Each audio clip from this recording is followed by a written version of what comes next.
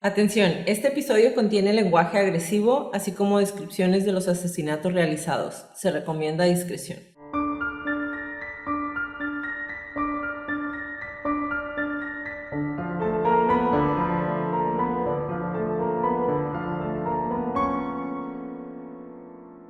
Hola a todos, bienvenidos a Crónicas de Crimen. Yo soy su host Jacqueline López y me acompaña como de costumbre Leti Mosqueda. Hi Leti. Hi Jackie. Queremos invitarlos a nuestras redes sociales Facebook, Instagram y YouTube como @Crónicas de Crimen para que nos den follow. Ahí subimos toda la información y fotos de nuestras crónicas y a que nos compartan con sus conocidos. Es la única manera de que más gente pueda escuchar nuestras crónicas.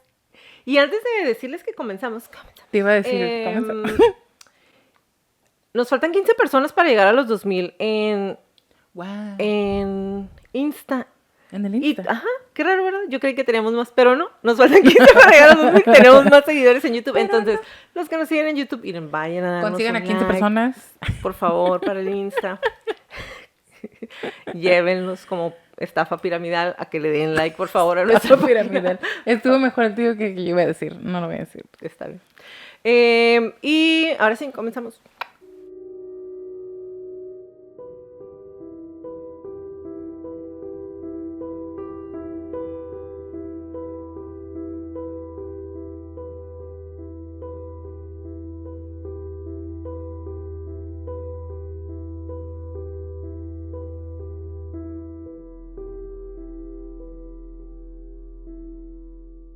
Antes de iniciar, que quiero mandarle saludos a nuestro amigo La Muy Muy. Gracias por vernos. Su mamá estaba muy enferma y no nos había podido escuchar.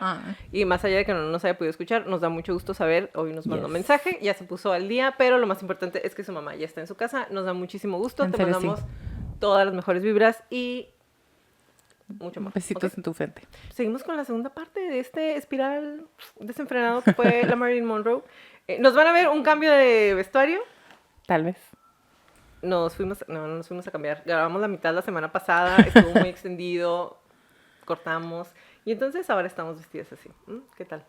Espero que les guste.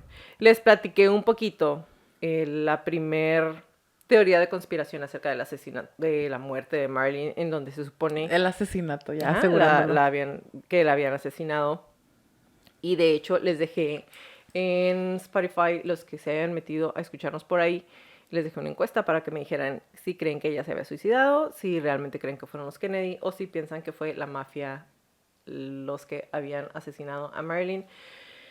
Si no han visto el primer episodio, yo les recomiendo que vayan a verlo. Tiene contexto, a lo mejor no va a estar tan entretenido como este, pero necesitan ir a verlo para que sepan todo. Sí va a estar entretenido, pues es todo el background.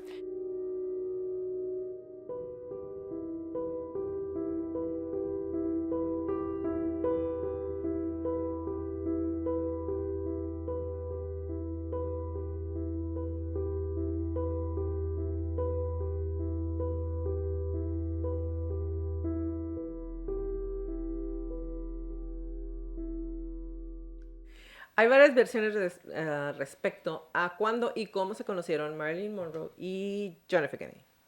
Según Jason Spada, biógrafo de la estrella de Niagara, fue el actor Peter Lawford, que creo que es en todas partes sale que él los presentó, ¿no? Sí, según yo sí. Él los presentó en 1954 y en ese entonces ella estaba Racing Star, iba para arriba y él era un político prometedor, todavía no era presidente. Incluso se habían topado con los años en otros eventos sociales, pero en el momento clave ocurrió en el 62 cuando Jack ya era presidente. Había sido en una cena en honor al mandatario cuando se había producido el acercamiento a instancias de Frank Sinatra, tu nuevo amigo favorito, uno de los cercanos a JFK y a John F. Kennedy. Y aquí es muy importante que sepan que, según lo que hemos estado investigando, el Sinatra tenía muchos nexos con la mafia. Tan solo. Con la mafia, tanto política como la mafia italiana. Drogas.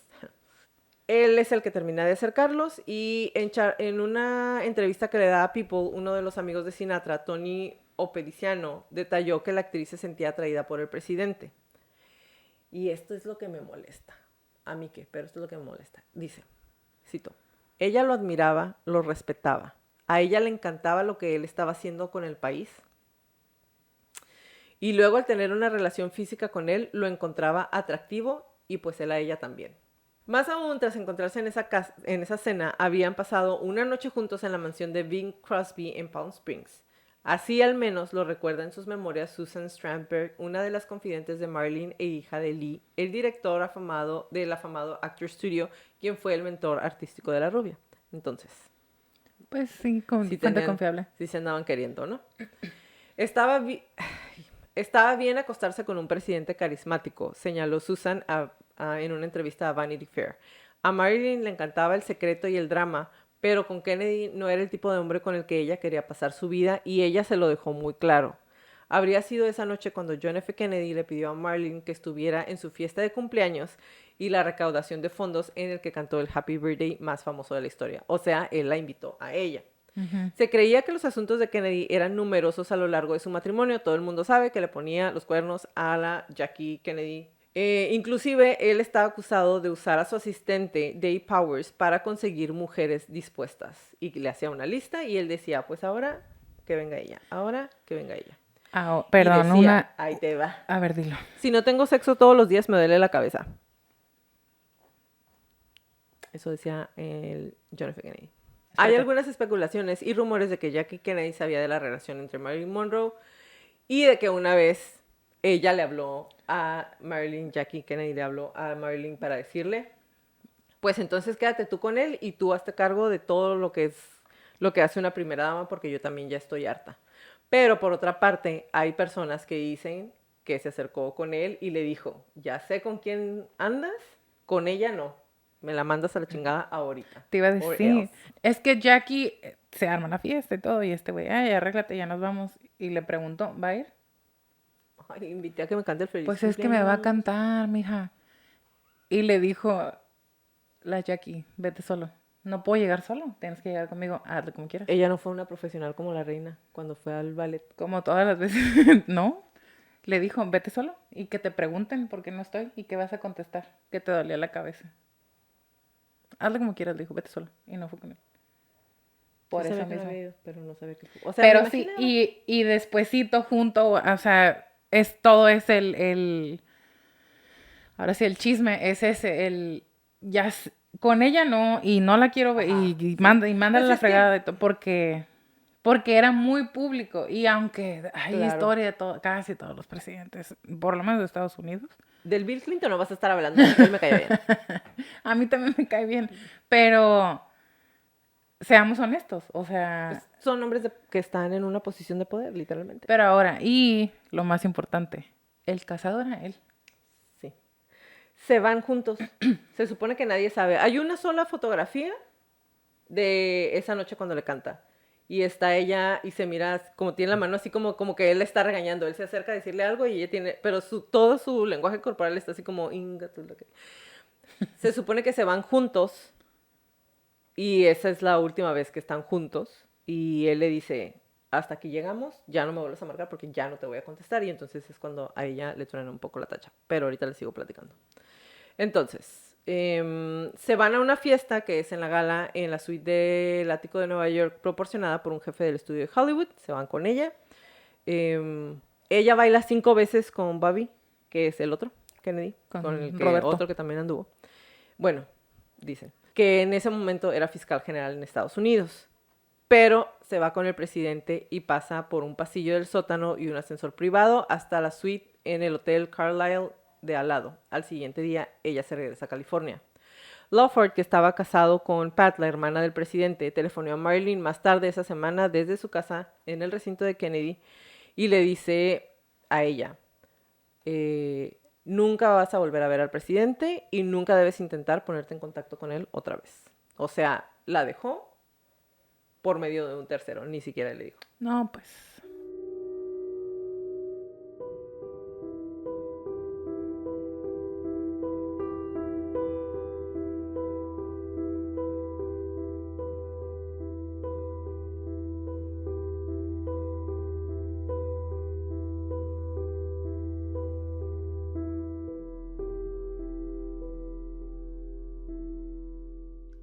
Menos de 3 meses después, ella iba a estar muerta. Una investigación dictaminó que probablemente se suicidó, como ya les dije, pero durante casi 60 años muchas personas han sospechado que ella fue asesinada. Ahí va. El ex policía de Los Ángeles, Mike Rothmiller, ha decidido revelar lo que según él es una verdad extraordinaria. Es decir, los documentos secretos que encontró en los archivos del Departamento de Policía de Los Ángeles que muestran que Marilyn Monroe fue asesinada para proteger al clan Kennedy. Más sensacional aún fue el propio Bobby Kennedy quien le dijo a Marilyn que le había dado él la bebida envenenada que la mató mientras Peter Lawford se quedó de pie y vio cómo se estaba muriendo. Cuando Rothmiller le expuso los hechos a Lawford 20 años después, el actor se derrumbó y confesó, pero la historia ha sido suprimida durante 40 años porque el encubrimiento fue mucho, mucho más allá de los Kennedy solamente. Y es que, creo que más adelante aquí lo traigo,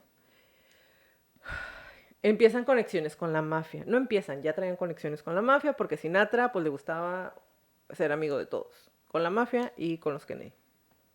Y entonces, ella, teóricamente que había sido amante del Kennedy, tenía mucha información acerca de lo que estaba pasando en la situación política en Estados Unidos en ese momento, que era cuando traían lo de Cuba. Ujú.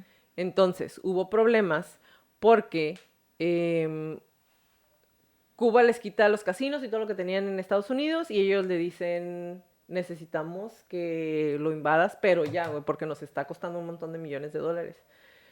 Y él no quiere, y entonces dicen, ok, vamos a utilizar a Marilyn para hacerle blackmail al Kennedy.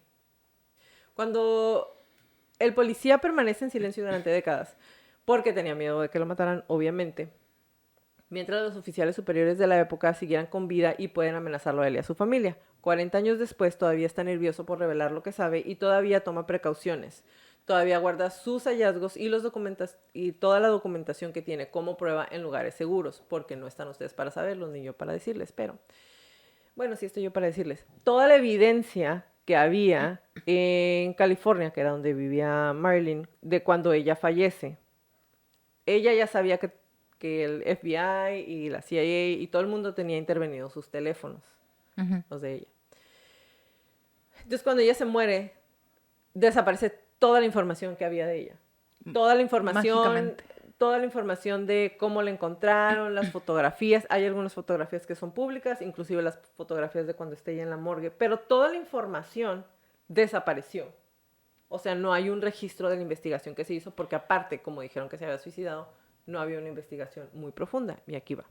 Dice que hay archivos secretos de la policía de Los Ángeles, así como testimonio de un testigo presencial de un policía de tráfico de Beverly Hills, que dice que la historia casi le cuenta la vida.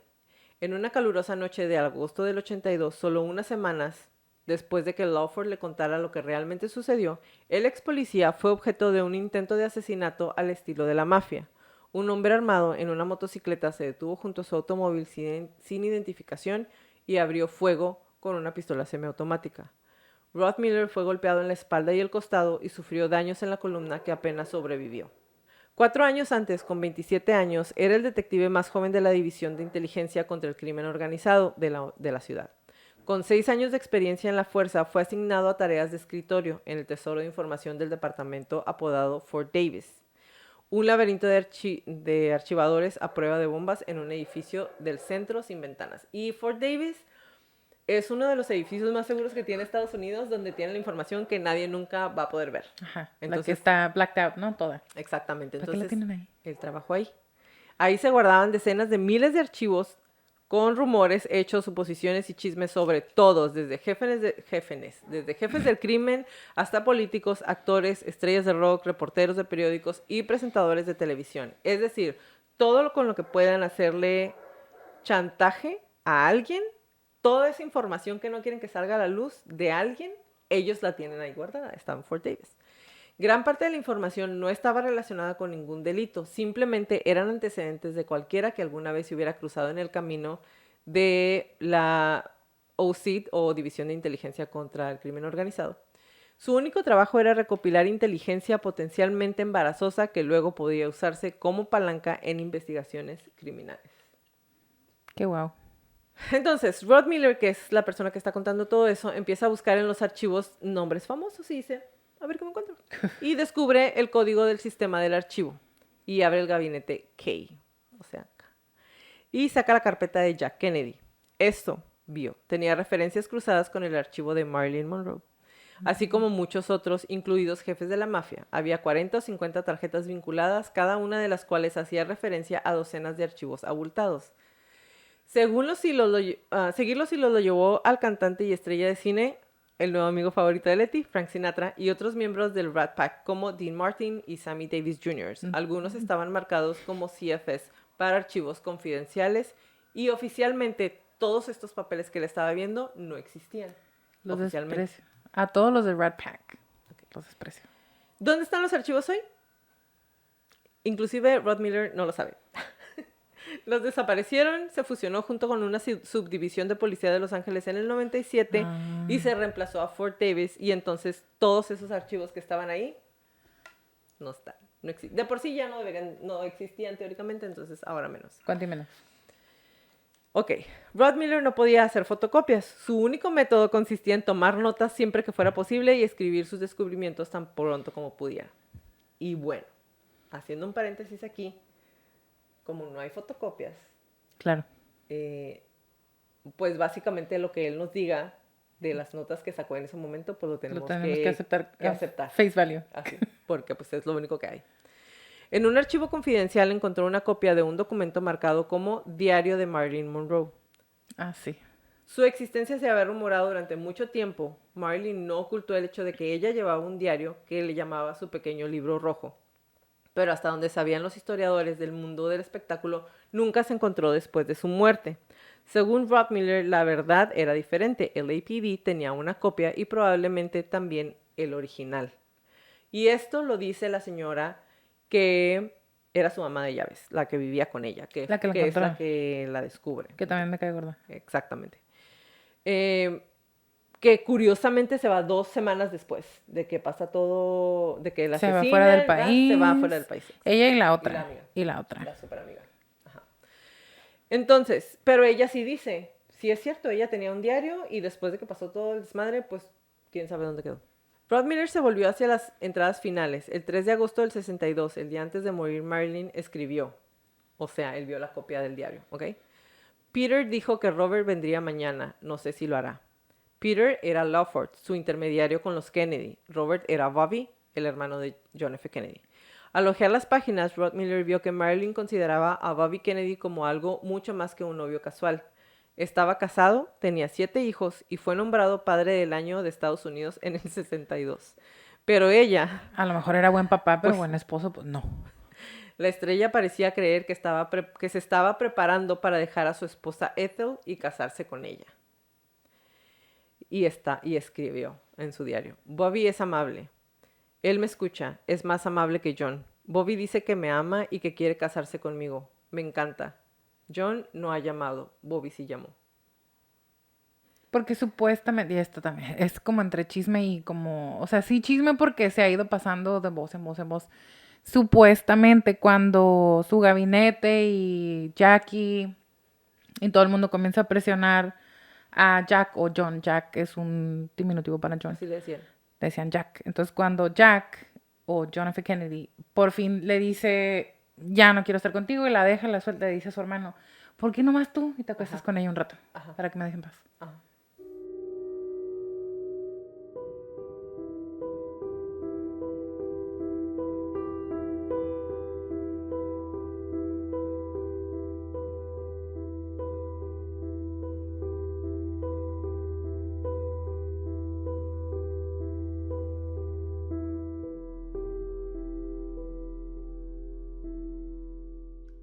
Una semana antes de su muerte, Marilyn hizo una entrada en su diario y decía: Frank me invitó. Ay, güey, esto. No.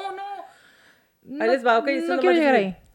Frank me invitó a la logia. Dijo que sería divertido. Dijo que nunca mencionará a Sam en el albergue. Es mafioso. Sam es mafioso. Frank Giancana. Era Frank Sinatra. Sam era Giancana, el jefe de la mafia de Chicago. La siguiente semana estaba confusa. Frank, Peter y otros estaban ahí. Frank dijo que no puedo mantener mi maldita boca cerrada. Me pidió que saliera. No sé por qué me está tratando de esta manera. ¿Qué me pasó? ¿Estaba borracha? No recuerdo si tuve sexo.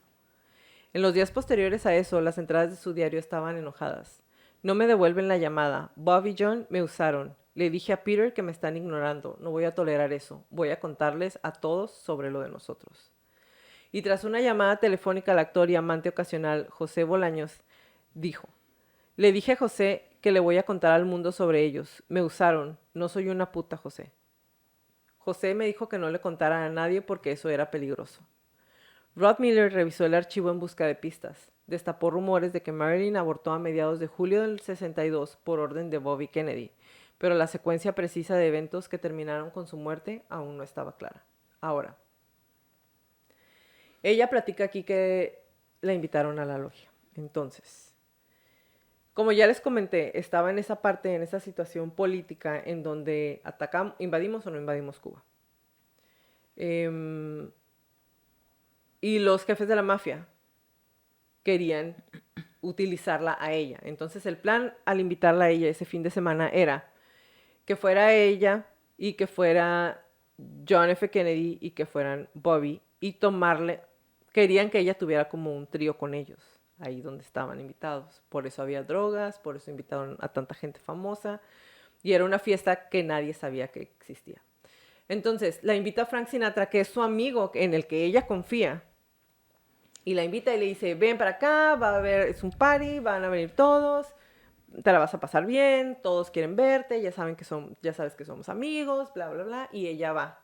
Entonces cuando llega allá, creo que el único que va en ese día a la fiesta ahí es Bobby, y se hace un desmadre y se regresa, y ella le dice al Frank a Frank Sinatra, que porque le hace eso, que porque la había invitado, que no es cierto que la querían para eso. Y entonces él la maltrata y la drogan y abusan todos sexualmente de ella. Y inclusive dicen que existen unas fotos en donde No lo digas. la pone Frank Sinatra, Lo vas a decir. está ella hincada en 4 puntos y él está arriba de ella como si fuera un caballo y les tomaron fotos. Desnudos todo el mundo, obviamente abusaron de ella y por eso ella en su diario pone: no sé si tuve relaciones. Lo que se dice es que abusaron de ella de manera grupal, todos los fulanos que estaban ahí en la logia. Que es Frank Sinatra, The Rat Pack, los Giancana, y como, no les miento, como 20 personas más. Exactamente. Cuando llegué a esta parte en la vida de Marilyn Monroe, en serio me puse a llorar un ratote. Porque que ella diga: no me acuerdo qué pasó, tuve relaciones sexuales o no y con quién.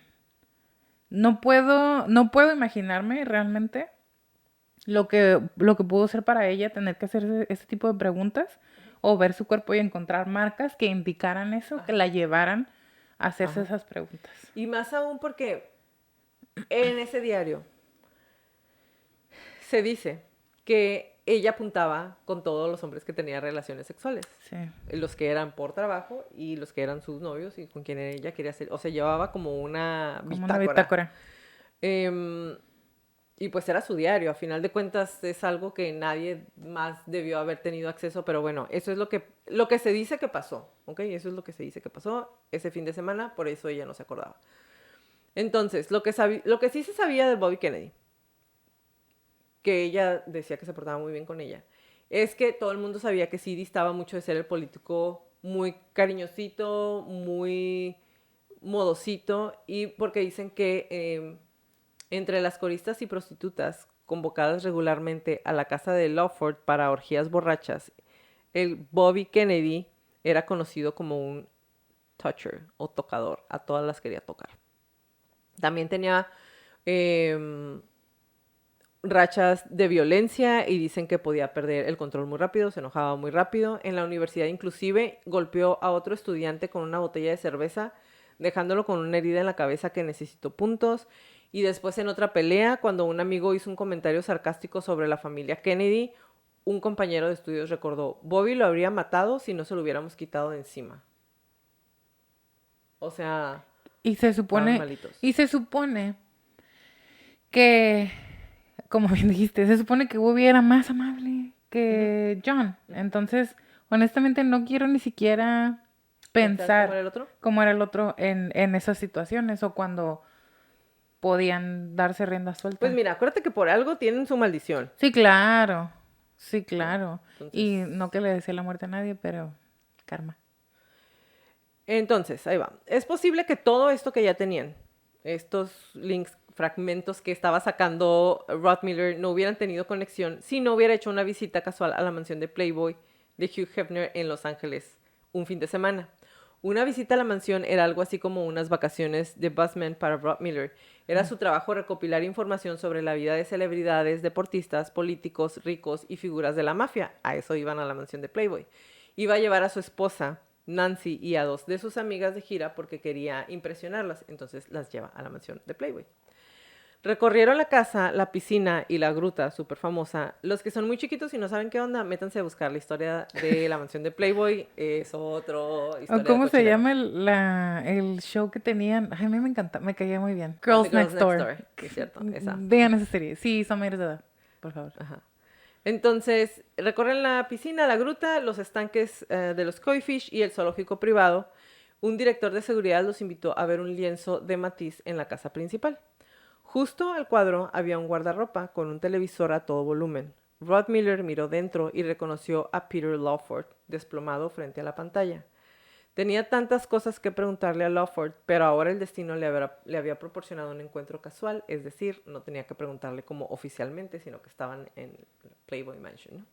Se supone que este Lawford pues fue la última persona que vio a Marilyn y sabía por los archivos del OSID que Robert Kennedy y él fueron los últimos que la había visto, porque Lawford se quedó ahí mientras Bobby Kennedy le dio el drink que la mató. ¿Ok? El actor parecía muy borracho, fuera de sí, por lo que aprovechó la oportunidad y Obvio. le deslizó su tarjeta de presentación en el bolsillo con las palabras "llámame". Rob Miller ya sabía que Robert Kennedy había estado en Los Ángeles el día de la muerte de Monroe. O sea, eso es un fact. Es It verdad. is. Ese es un hecho que había sido negado durante muchos años por la policía de Los Ángeles. Sabía que había habido un encubrimiento por parte del Departamento de Policía de Los Ángeles, pero por qué y cómo no lo sabía exactamente. Dijo que después de la pelea con Sinatra mantuvo su distancia y vio al cantante acosando a Marilyn con alcohol y adivinó lo que iba a pasar. La llevaron semi-inconsciente a una habitación trasera donde Giancana la violó. Luego fue manoseada y abusada por un grupo de hombres y mujeres. Se tomaron fotografías como posible material de chantaje. Algunos la presentaban con prostitutas. Cuando Marilyn se despertó, Sinatra la regañó en público y le advirtió que no dijera nada sobre sus aventuras con los Kennedy.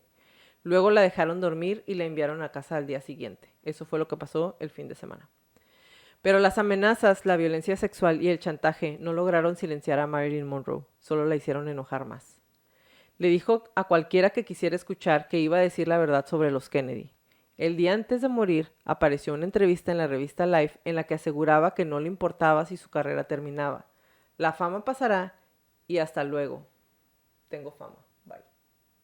Según Lawford, Bobby Kennedy decidió hacerle una visita a Marilyn él mismo para callarla, obviamente. El sábado 4 de agosto de 1962 voló a Los Ángeles, donde Lawford lo recibió. Llamó a la actriz desde casa de Playa de Lawford en Santa Mónica y los dos hombres se dirigieron a su casa. Ahora, en la investigación, cuando están viendo, porque ella, cuando la encuentran, teóricamente, que la encuentra su doctor, con el que también estaba teniendo relaciones sexuales, él estaba obsesionado y enamorado de ella. Casado también, por si se lo preguntaban. Ajá. Ella tenía el teléfono, como ya estaba en rigor mortis, tenía el teléfono agarrado de la mano, en donde estaba ella, donde ya estaba ella sin vida.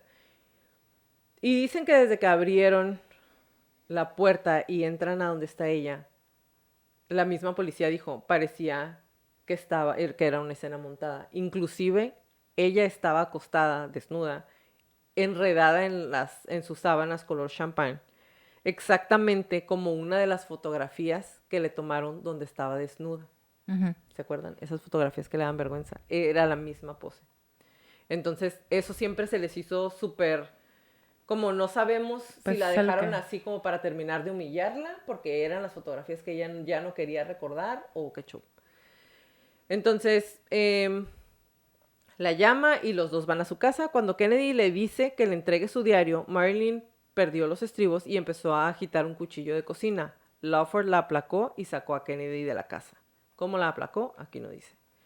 Regresaron por la noche, cuando Marilyn parecía confundida bajo la influencia de la bebida o drogas, aunque no estaba intoxicada. Una vez más, la escena rápidamente se aceleró. ¿Qué quiero?, le gritó la actriz a Kennedy. ¿Qué quiero? No quiero que me traten como una maldita puta y que me ignoren. Kennedy, con la sangre caliente, agitó el puño en su cara. Ella lo abofeteó, agarrando sus muñecas, maldijo en su cara y luchó por liberarse y lo abofeteó. Ahora, cuando le hacen a ella ¿La autopsia? la autopsia, se dan cuenta que tiene moretes en el cuerpo, inclusive en la cara. De hecho, no voy a poner las fotos, pero están las fotos de su autopsia, solamente hay 2 o 3, y tiene moretes en su carita. Y mucha gente dijo que el morete es porque como le encuentran boca abajo, lividez. es por la lividez, pero se nota la lividez y Se notan ven los golpes. diferentes. Ajá, se ven muy diferentes. Exactamente. Bueno, lo Porque entramos en una detalle. es Uno cuando es todavía un- estás vivo y te golpean, la sangre coagula diferente a cuando ya están muertos y la sangre simplemente se queda ahí Porque se estacionada. estanca. Ajá. Exactamente. Sí, se ven muy diferentes. Mientras Kennedy buscaba en la casa el diario de Marilyn, Lawford se sentó con ella en el sofá de la sala tratando de calmarla. La pelea se fue haciendo cada vez más y estalló repetidamente cuando el fiscal general volcó los cajones en busca del libro rojo y Marilyn le gritó que se fuera. Él siguió amenazándola, advirtiéndole alternativamente que cerrara la boca y prometiéndole pagarle. Eventualmente Kennedy fue a la cocina y descendió con una calma tensa. Lawford se apartó del lado de Marilyn y fue a suplicarle a su amigo que se fueran antes de que los vecinos llamaran a la policía porque ya estaban haciendo demasiado Un ruido. escándalo. Ujú. Ahora, nunca ha salido nada de eso y la señora que era su ama de llaves, pues dice que ella no escuchó nada, ¿no? Para ella no estaba en la casa o estaba dormida. Ya veo. ¿Ok? Kennedy estaba removiendo un vaso con agua con una cuchara. Parecía estar vertiendo algo en él. Lawford le preguntó qué estaba haciendo. Y Kennedy le contestó muy enojado, no estoy haciendo nada. Marilyn estaba llorando con la cabeza entre las manos cuando los hombres regresaron a la sala de estar. Bébete esto, te sentirás mejor, le dijo Kennedy. Asumiendo que el agua estaba dosificada con un sedante, Lawford le animó a beberla. Tomó un sorbo y comentó que sabía muy desagradable. Kennedy le dijo que se la terminara. Marilyn vació el vaso y se recostó. Ahora que ella estaba tranquila, ambos hombres registraron toda la casa, pero no encontraron el diario. Cuando regresaron a la sala de estar, Marilyn no se había movido. Estaba recostada con la cabeza inclinada hacia atrás y parecía estar durmiendo. Kennedy sacudió su hombro hasta que Marilyn, aturdida y obviamente drogada, se movió. Su voz era un susurro. Arrastrando las palabras inteligibles, Kennedy dijo su nombre, pero pareció desmayarse y no respondió. Lawford le preguntó a Kennedy, ¿qué le diste? Kennedy la miró, luego se volvió hacia Lawford y no le contestó nada. Ahora ella no mostraba signos de vida. Lawford la sacudió, pero su tez estaba volviendo de cera. Ella no está respirando, dijo. ¿Qué hacemos? Déjala, dijo Kennedy. Fueron a la puerta y fueron confrontados por 2 hombres. Lawford pensó al principio que eran vecinos. Luego se dio cuenta que eran detectives o agentes de servicio secreto, porque obviamente la tenían vigilada. Porque Aparte, tenían con micrófonos toda su casa. exactamente, entonces ya sabían que él estaba ahí. Por un momento Lawford pensó que su carrera y la de Bobby Kennedy habían terminado, pero el político asintió brevemente a los hombres que los empujaron hacia la casa. ¿Quiénes son?, preguntó Lawford, mientras se apresuraba a regresar al auto. Kennedy no respondió. Se subió en la parte trasera del Lincoln Continental y exigió que lo llevaran al aeropuerto. Lawford estaba en estado de shock. Sabía que Marilyn no estaba simplemente fuera de sí. Ella estaba muerta, con el cerebro dando vueltas y vueltas con el cerebro dando vueltas por el miedo. Dejó de pensar con claridad porque tenía que llevar a Bobby Kennedy al aeropuerto, pero no sabía qué dirección tomar. La extraña experiencia de un policía de tránsito de Los Ángeles confirma esta secuencia de eventos y explica lo que sucedió a continuación. La detective Lynn Franklin vio un Lincoln Continental a 70 millas por hora, o sea, el doble del límite legal, que se dirigía hacia el este por Olympic Boulevard a la ciudad a las 00:10 del domingo 5 de agosto. Cuando detuvo el auto, reconoció a Lawford y le preguntó, Pete, ¿qué diablos crees que estás haciendo? Estoy tratando de llevar al fiscal general al aeropuerto, replicó el actor. Franklin enfocó su linterna en la parte trasera, vio a Kennedy, no se veía feliz. El policía señaló que se dirigían en la dirección incorrecta. Te lo dije, estúpido, gritó el hombre en la parte de atrás, o sea, Bobby. El detective Franklin, que fue uno de los oficiales más condecorados del Departamento de Policía de Beverly Hills, contó esto en su libro de 1999, The Beverly Hills Murder File.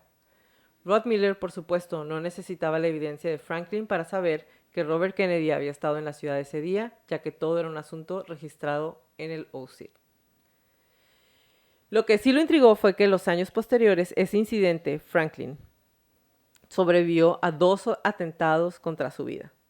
Wow. O sea, tratando de limpiar todo.com. Sí.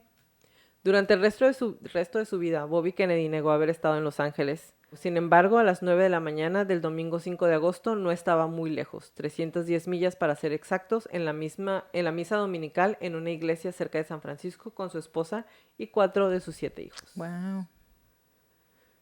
Miserable. De vuelta en la casa en Brentwood, un equipo de búsqueda de LAPD encontró el diario y se deshizo del vaso que Kennedy le dio a Marilyn. Su cuerpo desnudo fue posado para fotografías con y sin teléfono en la mano. La huella que se entregó a la prensa la mostraba boca abajo, sosteniendo el receptor, aunque los resultados de la autopsia mostraron que su cadáver yacía boca arriba durante algún tiempo inmediatamente después de su muerte por La lividez. ¿cómo se llama? El lividez, por la lividez del cuerpo. La autopsia también mostró que en su cuerpo se encontraron sedantes, nembutal e hidrato de cloral, pero Rod Miller cree que la bebida que le dio Bobby Kennedy contenía un veneno letal de grado militar, probablemente proporcionado a Bobby por la CIA, una sustancia que la toxicología disponible de ese momento era demasiado primitiva para rastrear. Por eso dijeron que había sido una sobredosis de sedantes. Peter Lawford murió en un accidente alcohólico en 1984. Rod Miller nunca ha dudado la veracidad de su confesión. Durante mis años de entrevistar a víctimas e interrogar sospechosos, solo había visto este tipo de respuesta unas pocas veces. Estaba claro que había estado cargando con todo ese peso de la culpa durante muchos años y con toda probabilidad esta culpa había destruido su carrera y lamentablemente a él como ser humano. Pero ahora que ya iba a morir, parecía reconfortado y sereno, habiendo liberado la horrible carga que se había obligado a llevar. No sé si vieron ustedes, tuvieron la oportunidad de ver House of Cards. Hay muchos episodios muy similares. Esto parece un episodio de House of Cards. De que ya no me sirves, necesito quitarte y necesito que se borre toda la evidencia. Tal vez si este mismo asesinato hubiera sido en una época reciente, igual hubiéramos podido saber un poquito más. O menos, o muchísimo menos información. Pero como los vecinos ya tienen más información y todo eso, quién sabe. Bueno, sí es cierto, quién sabe. Ahorita, yo pienso que es mucho más fácil desaparecer a alguien ahorita. ¿Tú crees? Sí, macizo. Bueno. Porque también somos gente diferente ahora. Ahora nos interesa más el dinero, lo material. También tenemos muchísimo más miedo. Estamos más desconectados un ser humano de otro. Nos gusta que a la gente le vaya mal cuando nos caen mal. O sea, yo pienso que es mucho más fácil. No digo que antes no fuera fácil. Muchísimo más fácil. Pero, sí, tal vez puede ser más fácil ahora, pero yo creo que las pistas, o por lo menos encontrar como rastros o cabos sueltos, yo pienso que con toda la tecnología de ahora puede ser más fácil. Una huella digital no la puedes desaparecer tan fácil, pero... Y pues, básicamente, esa es la teoría número 1 del asesinato de Marilyn Monroe. Obviamente también existe la teoría de que la mataron los jefes de la mafia, pero ellos salieron a decir, no, nosotros no fuimos, a nosotros nos caía muy bien. Le hicimos cosas junto con el Frank Sinatra, pero nos caía bien.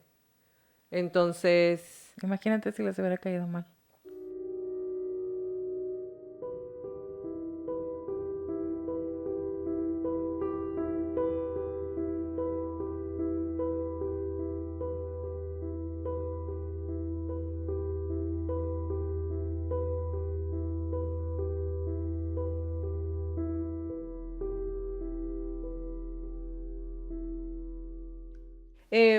Un nuevo examen de su muerte en 1982 estuvo de acuerdo con el resultado inicial de que ella había muerto de una sobredosis y agregó que Marilyn podía haber muerto por una sobredosis accidental. ¿Por qué? Y quiero quiero hacer una fe de ratas. El episodio pasado yo les dije que no había constancia de que ella de que tuviera problemas de alcoholismo, y estuve leyendo y sí tenía problemas de alcoholismo hacia el final. Sí existía como esta espiral en donde ya tomaba pastillas para dormir, se las tomaba con champán, se quedaba dormida y luego despertaba, se tenía que tomar unas pastillas para andar despierta porque no tenía problemas de sueño. Cuando se despertaba se tomaba el cóctel para andar despierta, y entonces muy probablemente eso también es la otra teoría, ¿no? La sobredosis accidental. Pero persiste el relato más oscuro, que a lo largo de los años varias personas han dicho y han cuestionado el relato oficial de la autopsia de Marilyn Monroe porque hay muchas inconsistencias, y aquí les va un poquito.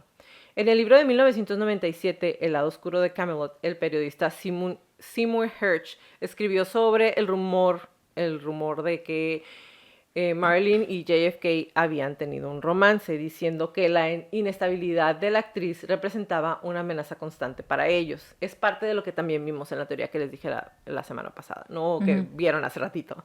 Para el presidente era un problema porque pues podía revelar información si ella se sentía herida, ¿no? Y aquí es algo, hace ratito estuvimos platicando, fuera de cámaras, estuvimos platicando acerca de la película de Blunt y del libro de Blunt. Leti me hizo favor de hacerme un resumen porque yo no lo he visto. Brandon ¿Y el también Brando? nos platicó. De hecho, Brandon nos hizo el resumen de la película.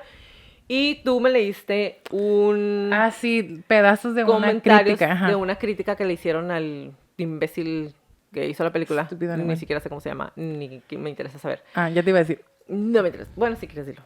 Andrew, y no tengo el apellido, pero Andrew. Bueno, el Andrew. Entonces, tomando en cuenta ese comentario, lo que él dice en la entrevista, que a final de cuentas es como lo que queríamos era vender esa parte de que a nadie le interesa. Básicamente lo que dice él es que a nadie le interesaba conocer qué había hecho ella contra el racismo o qué había hecho ella para mejorar su vida. A nosotros lo que nos Fundó interesaba, su propia compañía. ajá, lo que nos interesaba era que la gente viera a esta persona que siempre había sufrido y que había utilizado el sexo para salir adelante, ¿no?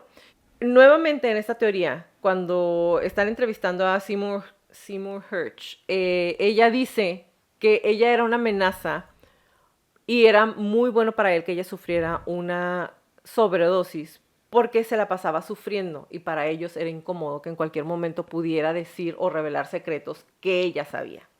Y número uno, yo quiero decir una cosa: si eres presidente y vas a andar con tus cosas, güey, pues por lo menos trata de no decir secretos de Estado, ¿no?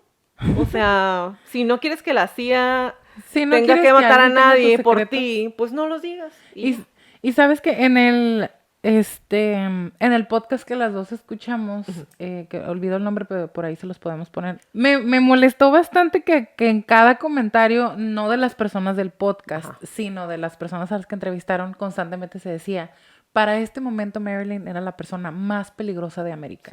¿Ella por qué? Sí, ella tenía los secretos que los hombres, mientras estaban en cama con ella, o borrachos con ella, o como fuera, le contaban. platicaban. Pero no son secretos de ella. Exactamente. Ella no hizo nada. Exactamente. Porque es ella la más peligrosa. Peligrosos ellos. Ellos, ajá. Todas las personas que hicieron todos esos crímenes que no pueden salir a la luz. Y verdaderamente me pareció perturbador que constantemente se le llamara la mujer más peligrosa. O en más América. poderosa en ese momento. Pues, Todavía te acepto poderosa, sí, pero si no quieres peligrosa. que digan, Hijos de no su... platiques. Entonces, Jerry Bain, ex agente del servicio secreto, cuando estaba Kennedy, le dijo a People que estuvo con JFK durante los dos conocidos encuentros que el presidente tuvo con Monroe o con Marilyn. Uno en la casa de Lawford en Santa Mónica en el 61 y otro en la fiesta de Nueva York después del Happy Birthday, Mr. President. Y él dice, probablemente él solo le agradeció por cantar, pero no estaban solos.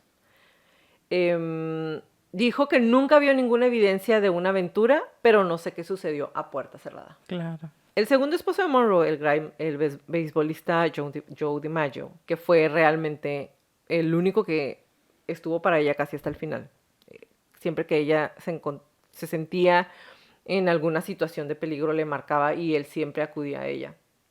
Aunque hubieran durado 9 meses solamente casados, él siempre estuvo para ella. Lo entrevistan y él culpó a los Kennedy por la muerte. según el doctor Rob Positano, quien junto con su hermano escribió la biografía que se llama Dinner with DiMaggio, Memories of an American Hero, que es las memorias de Joe DiMaggio. Cena con DiMaggio, memorias de un héroe americano. Sí. Y cito, todos los Kennedy eran asesinos de damas, o la verdad no eran asesinos de damas, dice Lady Killers, que es como que eran unos super galanazos, ¿no? Como Don Y Juanes. Don Juan, y siempre se salían con la suya, dijo DiMaggio a Positano, según el libro, y decía, se saldrán con la suya dentro de 100 años, siempre lo van a seguir haciendo. La estrella de béisbol agregó, siempre supe quién la mató, pero no quería comenzar una revolución en este país. Me dijo que alguien la mataría, pero me quedé callado. ¿Qué? Ella le dijo, alguien me va a matar, somebody. Va a ser esta persona. DiMaggio también le dijo a Positano sobre los Kennedy, lo hicieron en mi pobre Marilyn. Ella no sabía ni que la había golpeado cuando empezó a salir con ellos. Positano aclaró las declaraciones de DiMaggio en una entrevista exclusiva con People en mayo del 2017. Wow. Se entendió que su participación con el clan Kennedy la puso en una posición tal en la que no era bueno para su salud mental o su salud emocional, dijo Positano. Él no creía que fueran buenas personas para que ella estuviera cerca. Y todo esto, la verdad es que si ya venía de relaciones fallidas, si todo el mundo en ese momento de su vida se estaba encargando de decirle, ya no eres sex symbol, ya estás grande, tienes 35 años, no tienes hijos, no puedes tener una relación estable, si ya estaba con problemas de dependencia de las pastillas o del alcohol. Entonces, imagínense empezar a salir con una persona que, número uno, los dos eran casados, que tenían tanto poder. Claro que, como dijo DiMaggio, no era alguien que le conviniera estar en su vida para su salud mental, no para nada. Un documental de Netflix del 2022 que se llama The Mystery of Marilyn Monroe, los tapes que no se han escuchado, que es del libro que compré, dice que son grabaciones nunca antes escuchadas de entrevistas con personas cercanas a la estrella que cuestionan gran parte de lo que nos dijeron sobre la noche que ella murió. Y la verdad aquí sí hay como, si tienen oportunidad de verlo, otra vez se llama El misterio de Marilyn Monroe y son grabaciones. Muchísimos de todos sus amigos, todas las personas que realmente eran muy allegadas a ella, era como de, pues sí estaba mal, pero no estaba suicida. O sea, sí es cierto que ella pensaba que había heredado la esquizofrenia de su mamá porque estaba en constante depresión. Pero si te pones a leer todo acerca de su vida, claro, pues solo era, ahora sí que hasta normal que hubiera estado así de deprimida. Tal vez tenía ella el susto porque en ese momento la salud mental no era como algo muy conocido, ni algo de lo que se escuchara hablar siempre. Tal vez no existían los diferentes tipos de terapias que existen ahora, pero de eso a que ella realmente hubiera estado suicida como tal, la mayoría de sus amigos dicen... Los cercanos, los que sí eran sus amigos. Ajá, dicen no, realmente no era. Las Entonces, otras personas. Según el documental, el 4 de agosto de 1962, Robert y su familia estaban en el norte de California. Nuevamente me voy a regresar. Viene parte de la teoría que ya les platiqué. En la casa de un amigo de la familia, el abogado John Bates. Varias fuentes en la película afirman que Bobby Kennedy visitó a Monroe en su casa de Los Ángeles en las horas previas a su muerte. ¿Ok? Y otra vez, la visita, dicen que hay una discusión, según informan varias fuentes de Summers, algunas de las cuales estuvieron involucradas en la supuesta operación de escuchas telefónicas en su casa. Otra vez, si recuerdan, estaba intervenida por la mafia, por la CIA y por el FBI.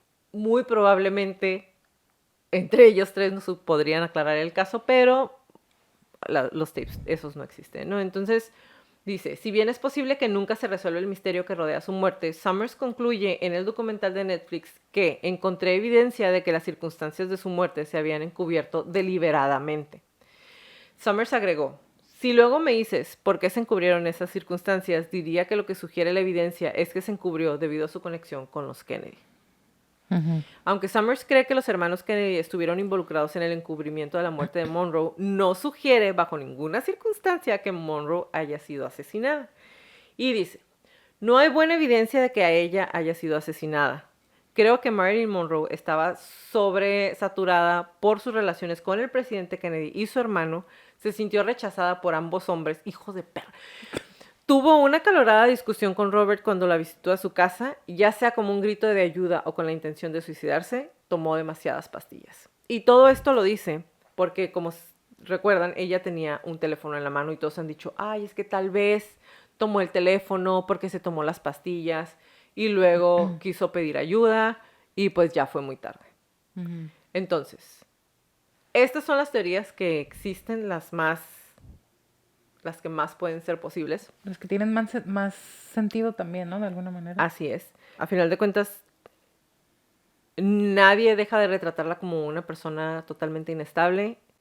Nadie se ha encargado de decir, pero hacía todo esto, pero trataba de mejorar todo esto, pero tenía su propia compañía, pero trataba de ayudar a la gente, pero a final de cuentas la reducen al sex symbol, que es como la mayoría de la gente conoce a Marilyn, por lo menos de primera instancia, y luego ya después, si te interesa, te pones a platicar un poquito más de ella.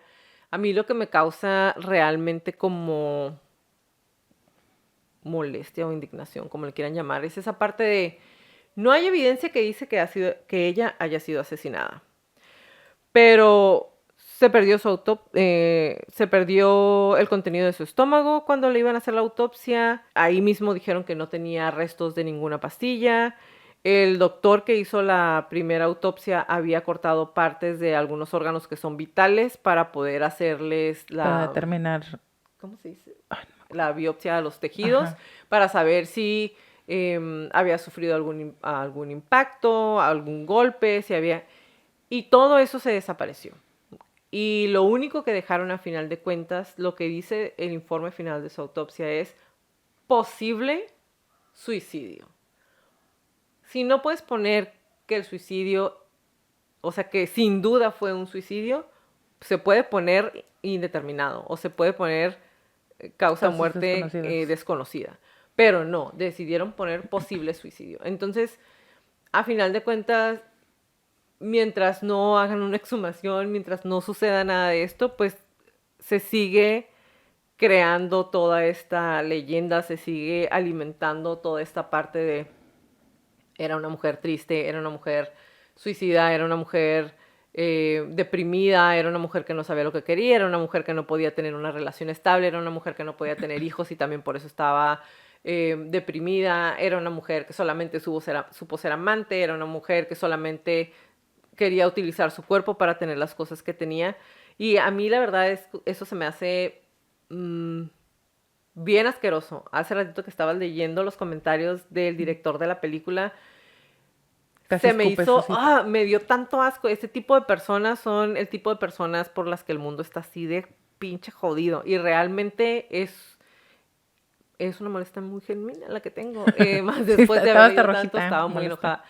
enojada. Y bueno, estas son las 3 teorías. Otra vez nos encantaría que nos platicaran ustedes qué piensan, si ya han leído más de ella, si A lo mejor tienen algo si que con no. toda esta, alguna información que nosotros no tenemos, si con toda esta información les dieron ganas de ir a ver una de sus películas. No vean Blonde, por favor, nada más. Esa no es de ella. Ya les va porque, perdón, no la vean. ¿Por qué? Porque no quiero que le den dinero a esa gente asquerosa. Pero les podemos nosotras platicar de esa película. Brando tiene un episodio también. Vamos a lo pueden ir platicar, ver. lo vamos a platicar y se lo vamos a poner en el material extra Sí, en el Patreon.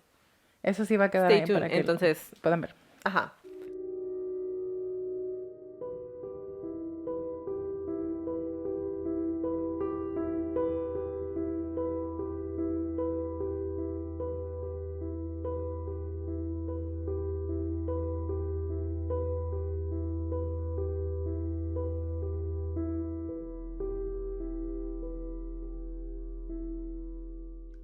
Les voy a hacer un breve resumen, no de lo que Jacqueline ya dijo, sino de la vida de Norma Jean Mortensen, a.k.a. o mejor conocida como Marilyn Monroe. Nació en junio 1 de 1926 y murió en agosto 5. La encontraron, bueno, madrugada, bueno, no sé, en agosto 5 o 4 de 1962 en Los Ángeles. Su madre, Gladys Pearl Baker, nacida en Piedras Negras, Coahuila, se casó a los 15 años con un hombre 9 años mayor que ella, que abusaba de ella y de sus hijos Robert y Berenice. En 1923 se divorcian, pero el señor Baker regresó y secuestró a los 2 hijos y Gladys no los volvió a ver nunca. En 1924 Gladys se casa con Martin Edward Mortensen, de quien se separó unos meses después y se divorciaron hasta el 28. Gladys tuvo un amorío en 1925 con Charles Stanley Gifford, con quien tuvo a Marilyn, pero le dio los apellidos del esposo. Después, en el 33, Gladys y Marilyn, que tenía 7 en ese entonces, se mudan a Hollywood y en 1934 es cuando a Gladys le da un colapso mental. Fue diagnosticada con esquizofrenia paranoide. Estuvo hospitalizada Gladys on and off, por lo que Marilyn pasó a estar bajo la tutela del Estado los siguientes 4 años. Y es cuando, Jacqueline ya nos platicó, es cuando estuvo en diferentes casas hogares o en lo que ahora se conoce como foster homes, que es cuando gente... Hogares de acogida. Hogares de qué? Acogida. Acogimiento, acogida. Ajá. Que son personas comunes y corrientes que tienen el espacio y supuestamente las ganas y las posibilidades de cuidar a menores de edad que están bajo la tutela del Estado o que sus padres no pueden estar con ellos. Y que el Estado les da dinero aparte El por Estado. cuidar a los niños. Sí, no tengo muy claro cuánto les daban, ¿saben? O sea, toda esa información pues, no la tenemos.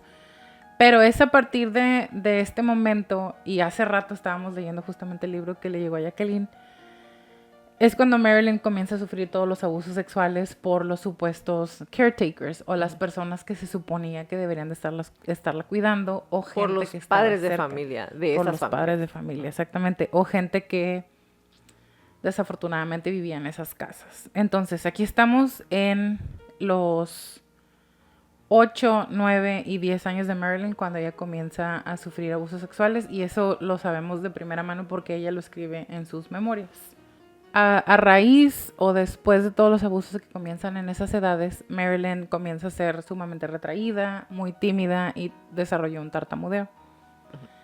Para 1935 aproximadamente estaba en uno de los orfanatorios. A los 37 se muda con Gracie Edward Goddard, que es la familia con la que estuvo más tiempo, porque estuvo con ellos un tiempo, se regresa a uno de los orfanatos, regresa con ellos y desafortunadamente en todas estas ocasiones ella es abusada sexualmente por el jefe de familia, que es el señor Goddard, Edward Goddard.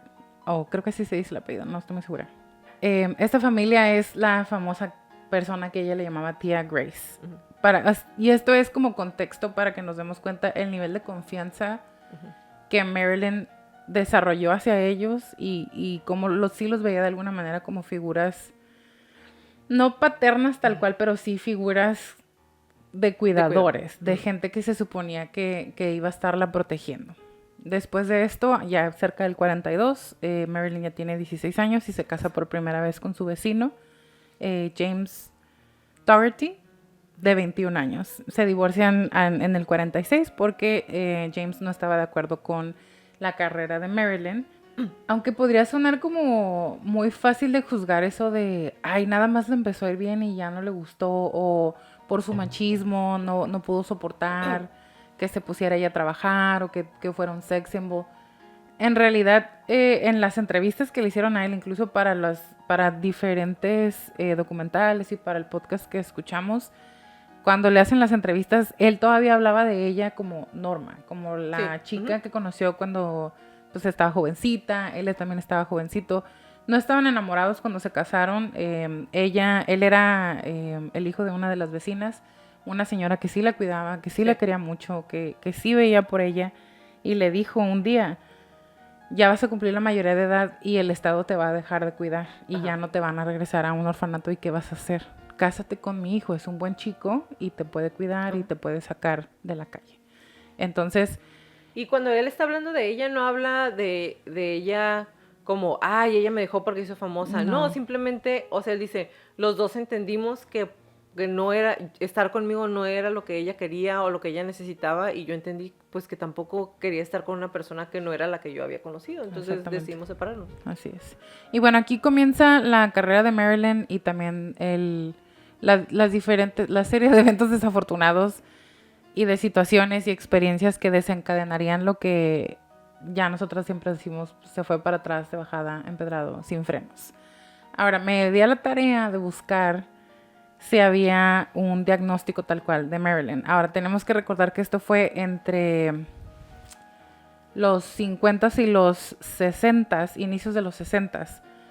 El DSM-1 fue publicado por primera vez en el 52 y el DSM-2 fue publicado por primera vez en el 68. Entonces, tendríamos que basar todo esto pues, entre el 1 y el 2. Y ya sabemos, hay muchos cambios entre los del 1 al 4, los cambios que hay son bastantes. ¿Por qué? Porque se estaba estudiando más, se estaba conociendo más la psique, la salud mental comenzó de alguna manera a ser más respetada, los psicólogos también eran más respetados, los psiquiatras ya trabajaban en conjunto con los psicólogos, ya se iban a terapia, etcétera, etcétera. Entonces, yo nada más les puedo dar lo del DSM-4, pero también busqué si había historia y qué tanto había cambiado, y en realidad cambian los términos, las palabras que se utilizan y más que nada como el entender qué más había detrás. No es tanto como, no cambia suficiente como para decir, está completamente equivocado el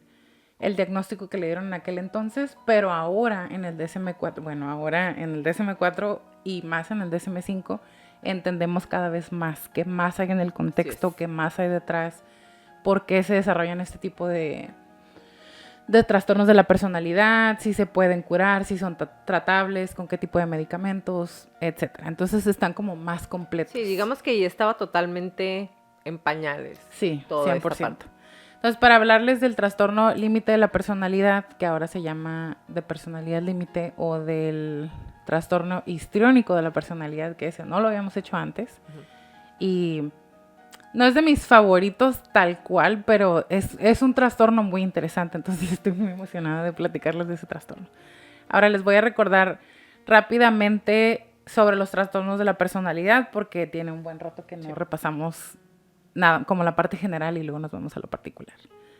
Un trastorno de la personalidad es un patrón permanente e inflexible. Esa es la clave, tiene que ser permanente e inflexible, de experiencia interna y de comportamiento que se aparta acusadamente de las expectativas del sujeto.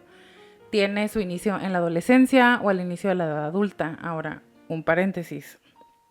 Estos dos trastornos que le fueron diagnosticados a Marilyn forzosamente comienzan en la edad adulta.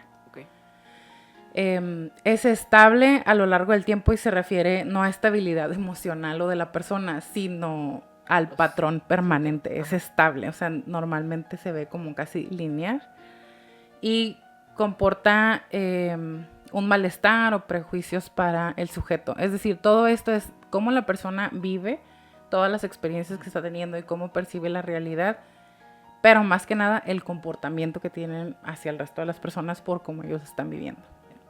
Entonces ahora nos vamos a ir primero con el histriónico de la personalidad, porque es el que nunca lo hemos visto. Y estoy muy emocionada, porque conocí en la universidad lo diré, todo el día estuve pensando, lo diré, no lo diré. Una de mis compañeras en la universidad tenía trastorno histriónico de la personalidad y lo compartió ahí con nosotros. Estaba diagnosticada y fue como el conejillo de Indias, ¿no? Porque pues, todos la estábamos observando todo el tiempo, incluso los maestros. Sí. Muy bien. La característica esencial es la emotividad generalizada y excesiva, el comportamiento de búsqueda de atención. Este patrón comienza al inicio de la edad adulta y se da en diversos contextos. Ahora, lo interesante de este trastorno es que los sujetos pueden tener dificultades para alcanzar la intimidad emocional en las relaciones románticas o en las relaciones sexuales. Eso no lo esperaba. Así es. Sin ser conscientes de ello, frecuentemente están interpretando un papel de víctima y con mucha reserva, voy a decir, y de princesa. Así viene en el DSM-4. ¡Órale! No me encantó que se utilizara esa palabra tal cual, porque es muy subjetiva. Ajá. Todavía víctima se puede entender mucho más fácil. Sí es subjetivo al fin y al cabo, pero es más común que princesa. Pero así viene. En todas sus relaciones con los demás, tratan de ejercer control sobre el compañero mediante la manipulación emocional o una seducción, por un lado, y por otro lado, muestran una muy elevada dependencia con ellos. Son sujetos que tienen relaciones deterioradas con todos sus amigos alrededor, sobre todo con los del mismo sexo, porque su estilo interpersonal sexualmente provocativo se puede ver como si fuera una amenaza para la otra persona. Ok. En pocas palabras, tendrían pocos amigos y de esos aún más pocos De su mismo o aún sexo. menos serían del mismo sexo. Ahora, vayan relacionando todo esto con lo que Jacqueline ya nos dio de su vida y sobre todo del área laboral, que es lo que más se conoce, ¿no? O lo que todo el mundo entiende en el colectivo inconsciente. Apartan a sus amigos por las demandas constantes de atención, a menudo se enfadan, se entristecen cuando no son el centro de atención, buscan la novedad, la estimulación, la excitación y tienen una tendencia a aburrirse de la rutina habitual. Es decir, tienen poca tolerancia, se frustran fácilmente, no pueden mantener una rutina con facilidad y sobre todo en aquellas situaciones en las que la gratificación inmediata es retrasada. O sea, todo es lo quiero ahorita y es ahorita y no voy a soportar que no pase ya de me esa enfadé. manera. Ajá. Ahora, es frecuente que empiecen un trabajo o estudios y los abandonen después de muy poco tiempo porque no hay, su interés se desvanece porque lo que quieren son cosas nuevas todo el tiempo. Y pueden de alguna manera descuidar las relaciones a largo plazo para dedicarse a las nuevas. Entonces, estamos hablando de una persona que no puede mantener un matrimonio por muchísimo tiempo, una amistad, un proyecto, trabajo, estudio. Y para mí, en estricto sentido, no me sonó tanto Pues no, porque Meriden. sí era muy... Era muy dedicada. Persistente, ajá. Ajá, y muy persistente. Ahora, esto muy importante viene en el DSM, perdón, le pegué el micrófono, en el DSM-4. No se conoce el riesgo real de suicidio, pero la experiencia clínica sugiere que los individuos con ese trastorno tienen un riesgo elevado hacia los intentos y las amenazas suicidas con el fin de llamar la atención. No significa que se esté descalificando su experiencia o que nada más sea para llamar la atención. Pero estadísticamente hablando, normalmente van a ser ese tipo de intentos para llamar la atención, pedir ayuda y no porque verdaderamente sea la finalidad, Okay. lo cual me pareció también muy interesante. Hay tasas muy altas en trastornos como de somatización, de conversión y depresivo mayor. Y es frecuente que esté de manera simultánea conviviendo con otros trastornos de la personalidad como límite, narcisista, antisocial y por dependencia. Ahora, se distingue o es diferente del límite de la personalidad, que ahorita también lo vamos a ver, por la autodestructividad, las rupturas airadas de las relaciones interpersonales y los sentimientos crónicos de profundo vacío y alteración de la identidad que se tienen en el límite de la personalidad. Okay. Esos no se tienen en el histriónico. Ahora les voy a dar los criterios diagnósticos. Mi favorito. Lo más favorito. Lo más favorito. Es un patrón general de excesiva emotividad y una búsqueda de atención constante. Comienzan al inicio de la edad adulta y se dan diversos contextos, como lo indican cinco o más de los siguientes ítems. Ahora vamos a hacer el inventario de siempre. No se siente cómodo en las situaciones en las que no es el centro de atención. En base a lo que tenemos acá, yo digo que ese no lo cumple. Ajá. O sea, no sé, lo vamos a dejar como en ese no sé. Podemos- Porque realmente por personalidad no pareciera que necesitaba ser el centro de atención todo el tiempo. Ujú. Lo era, Sí, pero era. no es como algo que ella estuviera buscando. Ajá. Entonces, No lo pues sabemos. no lo sabemos. La interacción con los demás suele estar caracterizada por un comportamiento sexualmente seductor o provocador. Ese sí. Muestra una expresión emocional superficial y rápidamente cambiante. Tampoco me suena tanto, pero podríamos decir Podríamos más que dárselo. sí que Ajá. no. Van dos. Utiliza permanentemente el aspecto físico para llamar la atención sobre sí mismo. Pues le dijeron que cambiara su aspecto físico para Ujú. poder encajar mejor en Hollywood, Ujú. pero no. Pero se la llevó peleando para que sus películas no la sexualizaran. ¿Se lo damos o no? Es que todos es como puede ser, porque Puede era ser. el contexto en aquel entonces, pero no me suena como que Como su que personalidad él estaba saliera basada de en ella. eso. Ajá. Entonces, en estricto sentido, yo diría no.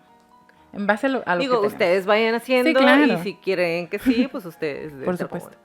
Tiene una forma de hablar excesivamente subjetiva y carente de matices. Súper no. Súper no. Muestra autodramatización, teatralidad y exagera la expresión emocional. Podríamos decir que sí hacia el final. Lleva 3. Es sugestionable, por ejemplo, fácilmente influenciable por los demás o las circunstancias. Yo digo que sí. Pero no influenciable por los demás, sino sí le afectaba mucho lo que la gente dijera de ella, porque no quería que la estuvieran sexualizando todo el tiempo. Entonces, otra vez, en estricto sentido, pues sí es muy sugestionable en ese aspecto, o influenciable. Entonces lleva 4, no puedo decir 4. Considera sus relaciones más íntimas de lo que son en realidad. Yo pienso que sí. Ya son las 5. Okay. Entonces, si nos basamos en este inventario, porque no tenemos el del 1 o el 2, porque no tengo los libros.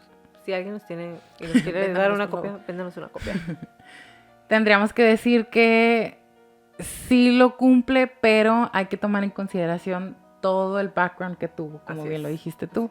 Entonces, ¿qué tanto de eso es verdaderamente algo que viene de ella y qué tanto es el medio ambiente? Y todo eso se toma en consideración, ya lo hemos hablado en la evaluación multiaxial.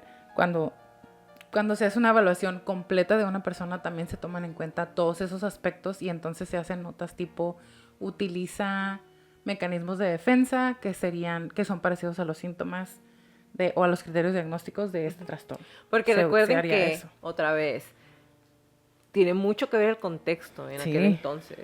Siempre, Entonces, siempre. Siempre, pero los ítems que acabas de mencionar contra cómo era el medio en el que ella trabajaba en aquel entonces, que ahorita todavía sigue Muchísimo. siendo machista, sigue siendo todo este tipo de situaciones, en aquel entonces era súper normalizado. O sea, ahorita te puedes indignar de que alguien haga un comentario machista. O puedes distinguirlo o puedes más. distinguirlo. En aquel entonces era algo súper normal. Era, o sea, totalmente normalizado todo. Normalizado, esperado, Ajá, aplaudido. Exactamente. Y casi te criticaban mucho más si no hacías ese tipo Ajá. de comentarios. O si no, ¿cómo se dice? Si no comulgabas con esas ideas. Exactamente. Que no. Ahora nos vamos a ir al límite de la personalidad. También tiene un buen de rato que no hablamos del límite de la personalidad, pero como un ejemplo, trastorno límite de la personalidad. Como un ejemplo, si queremos ir a ver otro episodio, el del asesinato de Selena Quintanilla. ¿Cómo se llamaba la señora? Yolanda Saldívar. Ella tenía, gracias. Tenemos ahí un whisper. ella estaba diagnosticada con este trastorno. Ahora vamos a hablar del límite de la personalidad.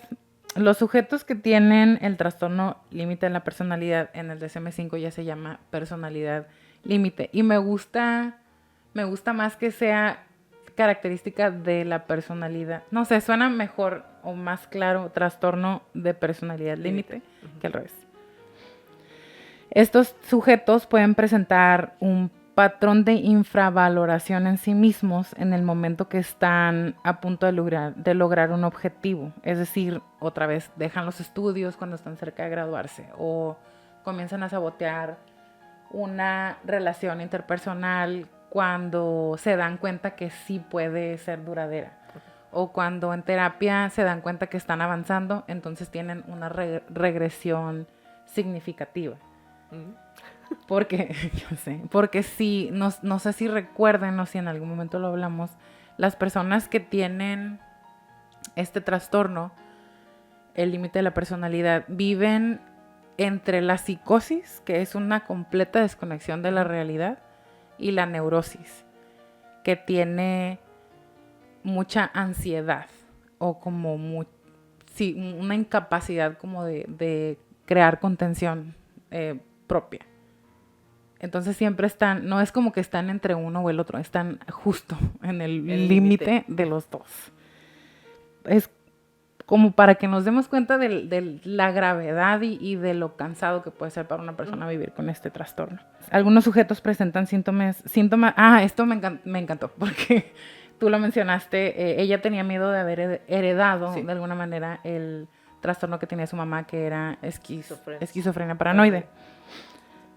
Algunos sujetos presentan síntomas similares a los psicóticos, alucinaciones, distorsiones de la imagen corporal, de las ideas de autorreferencia Y todo esto pasa sobre todo, son como picos durante los momentos de estrés. Y entonces dije, ok, a lo mejor tiene sentido. Si ella en algún momento de estrés, o cuando las cosas no estaban saliendo como ella quería, o después de momentos en donde estaba en situaciones de alto riesgo, tal vez sí tenía algún tipo de, ¿saben?, alucinaciones o distorsiones de la realidad, porque es parte de este trastorno. Punto muy importante, cuando ella va bueno, no es cuando ella se interna, en una de las ocasiones que ella, digamos, tiene como un momento donde se descompone por completo, le dicen que la van a llevar al hospital a que la revisen y en realidad la llevan a un psiquiátrico y le dan terapia de electroshock en contra de su voluntad, que es cuando va Joe DiMaggio y hace un escándalo, sí, cierto. se agarra a golpes Que ya no están casados y dice, Sí, dejan denme salir a a mi mi esposa. esposa o les voy a hacer un desmadre. Exactamente, sí. Este tipo de sujetos suelen sentirse más seguros con objetos transitorios como un animal doméstico o una propiedad inanimada que con las relaciones interpersonales. Y me acordé del diario que ella tenía, que lo cargaba para todos lados y que todo el mundo que la conocía sabía que era su librito donde apuntaba absolutamente todo. Y la muerte prematura o los suicidios se pueden producir con mucho más frecuencia en sujetos que tienen este tipo de trastorno.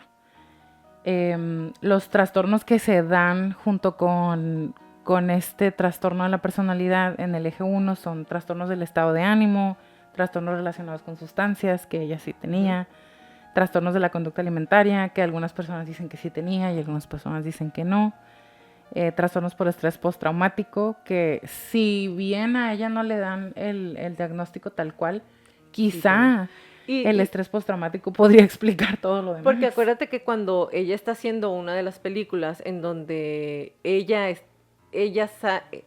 hace la caracterización de esta persona mala que quiere golpear a la niña y que le dice que la va a matar, ella tiene un flashback y se pone mal porque se acuerda de lo que le había pasado a ella cuando era niña, actuando. Entonces, tiene una actuación súper buenísima, pero es porque al mismo tiempo ella se sintió súper flashback de lo que le pasó. Lo que le pasó. Entonces, otra vez, y pienso que tiene más que ver con que el trastorno de estrés postraumático no aparece en el DSM hasta después del 3, que tal vez podríamos explicar mejor todo lo que le estaba pasando con ese en vez de con ya sea el histriónico o el límite.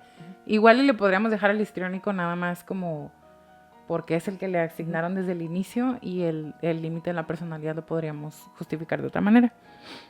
Y viene con otros trastornos de la personalidad. El deterioro causado por este trastorno y el riesgo de suicidio son mucho mayor en los primeros años de la edad adulta y van desapareciendo gradualmente con la edad.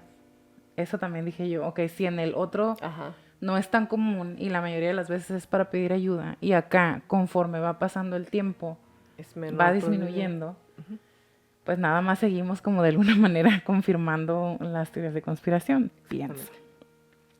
Hay una tendencia a las emociones intensas y a la impulsividad y a la intensidad en las relaciones. Esto acostumbra a ir disminuyendo conforme el individuo va avanzando en la vida, inician tratamiento y se ve una mejora significativa desde el primer año de terapia y Marilyn fue a terapia psicológica y fue con psiquiatras también.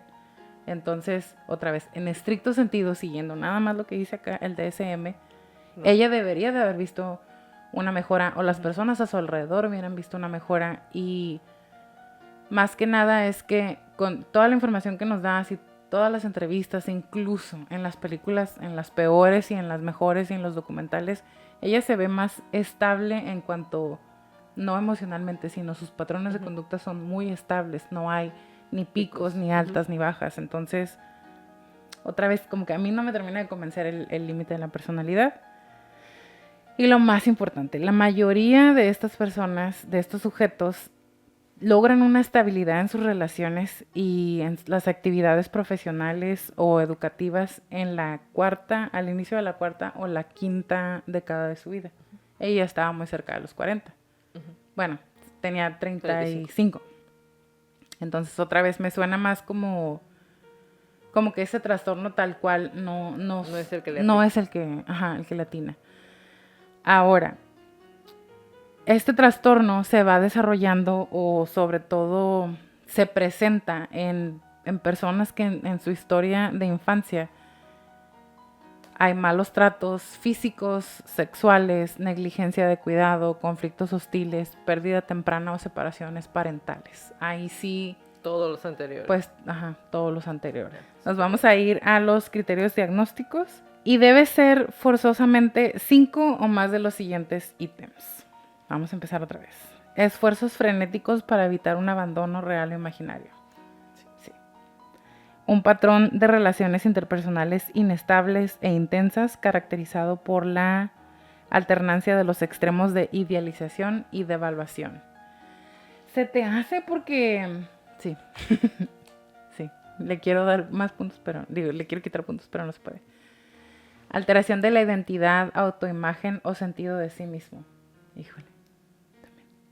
Quizás sí lo tenía después de todo. Impulsividad en al menos 2 áreas que es potencialmente dañina para sí mismo. Gastos excesivos, sexo, abuso de sustancias, conducción conducción temeraria, atracones de comida, etc. ¿Cuántos van? Comportamientos intensos o amenazas suicidas recurrentes o comportamientos de automutilación. Ese sí no. Inestabilidad afectiva debido a una notable reactividad del estado de ánimo. Episodios de intensa disforia, irritabilidad o ansiedad. Pienso que tampoco. Digo, no, sus amigos no, así como tal. Yo digo que no. Sentimientos crónicos de vacío. Quizá. Ira inapropiada e intensa o dificultades para controlar la ira, peleas físicas, enfados, mal genio. No. Pero sí estaba muy enojada con los Kennedy. Acuérdate que dijo que les iba a... Pero que con si ella a ti, no iban a jugar. si te traen de acá para allá y te andan rolando y luego te dicen, pues ya, ¿no te enojarías tú también muchísimo? Y dirías, órale, Mira, pues. no me pasó a mí y estaba muy molesta. Exactamente. Y por último, ideación paranoide transitoria relacionada con el estrés y con síntomas disociativos graves. No sé si tenía síntomas disociativos graves, pero acuérdate que ella pensaba que tenía lo mismo que su mamá. Pues sí, pero otra vez, el trastorno histriónico de la personalidad, de pronto se presentan algunos síntomas muy parecidos. Y recordemos que esto que nos estás platicando ahorita aquí está definido en el 4. Exactamente. No cuando ella estaba. Entonces, otra vez, si nos quedamos con la historia y el contexto que debe de presentarse forzosamente para que este trastorno, más allá de los criterios, porque otra vez, si nos quedamos en criterios, pues cualquiera de nosotros podemos cumplir los 5 en un momento de estrés. O en un momento, no en nuestro mejor momento. Entonces, se tiene que tomar en consideración, por eso me fui primero al contexto, la historia clínica de este trastorno, el diagnóstico diferencial, con qué otros trastornos interactúan, cuáles otros trastornos se presentan, porque es importante tomar en consideración todo eso. Ahora, otra vez, yo ni estoy confirmando ni negando ninguno de los dos diagnósticos, pero hay que hacer una evaluación global. Se tendría que revisar todo, no nada más, sí cumple con todos estos criterios. Sí, porque a final de cuentas todo lo que tenemos ahorita es lo que la gente dice de ella. Exactamente. Lo único que ella dijo de ella está en ese libro y en su diario que se robaron. Les quiero recordar lo de la evaluación multiaxial. Es la lista de padecimientos médicos, los trastornos clínicos como que necesitan atención clínica, no, los trastornos médicos, los trastornos de la personalidad, las enfermedades médicas, los problemas psicosociales y ambientales y una evaluación de actividad global. Ahora, si hiciéramos todo eso para Marilyn ahorita, no saldría tan lastimada como tan lastimada me refiero a tan madreada en su diagnóstico, a eso quiero decir, porque ni tenía dificultades para mantener un trabajo, ni tenía dificultades para establecer amistades, ni tenía en estricto sentido problemas para comer. Sí, era una persona que comía con regularidad, también tenía abuso de sustancias, pero son sustancias que en ese momento no eran tan conocidas y que generaban dependencia. Entonces, también se debe de hacer esa distinción entre es una persona con... Sí, era mucho glamour en ese entonces desayunar con champán, por ejemplo. Exactamente. Ajá, Y tenía el dinero para hacerlo, o entonces. tomar pastillas. Ya lo Ujú. vimos también en otros casos en donde si no te andabas empastillando, pues no eras, ¿cómo se dice? De ese grupo social adinerado. Exactamente. Era lo que estaba de moda, 100%. Entonces, otra vez, si hiciéramos una evaluación global, Marilyn ni es nada más víctima, ni es nada más una mujer abusada, ni es nada más una mujer con trastorno histriónico de la personalidad o con trastorno límite de la personalidad. Ujú. Es una persona compleja, con diferentes facetas, con diferentes capas que se podrían ir viendo, y una persona que salió de una relación que tampoco estaba estable, con una madre que no estaba, que no tenía estabilidad emocional, económica, que no estaba lista para tenerla a ella, que vivió en diferentes casas donde no la trataron bien. Esto pudo ser un Richard Ramírez y no fue así. Ajá. ¿Sabes? Digo, para mí también es como, otra vez, no estamos justificando nada de lo No. que pasó. Simplemente queríamos ponerles ahí como todas las opciones que tenemos para saber, a final de cuentas, ¿ustedes qué piensan? Les voy a poner una encuestita junto con los ítems que puso Leti y ustedes nos dicen qué opinan. A final de cuentas, el draft de diagnóstico que hizo Leti en este momento es en base a la información que existe hasta el momento. Entonces, igual podemos ponerlo para que ustedes nos digan, ¿ustedes qué piensan de todo esto? ¿Piensan que cubre todos los ítems? ¿Piensan que no? A lo mejor nada más eran síntomas, porque se puede tener un trastorno de personalidad no especificado y se hace una lista de todos los síntomas, Exactamente. porque no se cubre no se cubren todos, o sea, todos los ítems.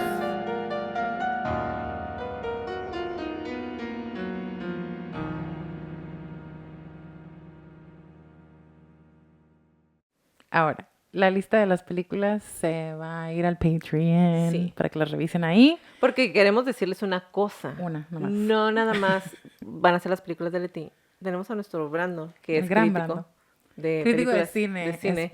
Entonces él nos va a dar. especificado, Vamos a iba a tener, decir. porque yo les puedo decir películas realmente, pero la mayoría de las películas que yo les puedo recomendar son o muy cursis o de Pero asesinos. incluso en esas podemos sacar... es que otra vez, las películas no son esta persona 100%. No.